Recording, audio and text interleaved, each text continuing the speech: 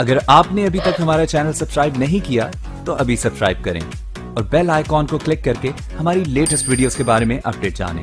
Subscribe کیجئے اور ہم آپ کو لیے چلیں گے آپ کی فیوریٹ ویڈیو کی. Dr. Geeta Kadam. I have a question regarding test tube baby. A lady is having ovarian failure, so did test tube baby. Is it haram or halal? Actually, I had an argument with one of my friend and she said it is haram. If it is haram, so what that lady can do for having a kid? Please explain me.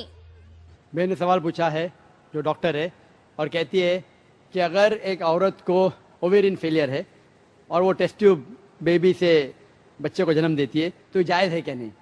جتنے بھی medical ذریعے ہیں بچے پیدا کرنے کے، مثال کے طور پہ in vitro fertilization, test tube baby, جتنے بھی طریقے ہیں اس میں دو ٹائپ کے طریقے، ایک ہوتا ہے ہوموجینس، ایک ہوتا ہے ہیٹروجینس. ہوموجینس مطلب کہ جو اووم ہے، بیضہ ہے، وہ ہوتا ہے بیوی کا اور سپرم ہے، منی ہے شوہر کا، اسے کہتے ہیں ہوموجینس. ہیٹروجینس میں کیا ہوتا ہے، آپ سپرم لیتے سپرم بینک میں سے، اس کے اندر جو شوہر نہیں ہے اس کی منی لیتے تو یہ حرام ہے. تو اگر کوئی بھی میڈیکل سائنس کا طریقہ ہے لیکن وہ ہوموجینس ہے، اگر بیضہ ہے بیوی کا، اووم ہے بیوی کا، اور اگر سیمن، اگر منی ہے شوہر کی تو جائز ہے. لیکن اگر سپرم بینک میں سے آپ لیتے ہیں، دوسرے کوئی آدمی کا لیتے ہیں، یہ حرام ہے. تو جتنے بھی میڈیکل طریقے ہیں، اگر ہوموجینس ہے اس میں کوئی اعتراض نہیں ہے، ہیٹروجینس ہے تو حرام ہے. Hope the answers the question sister.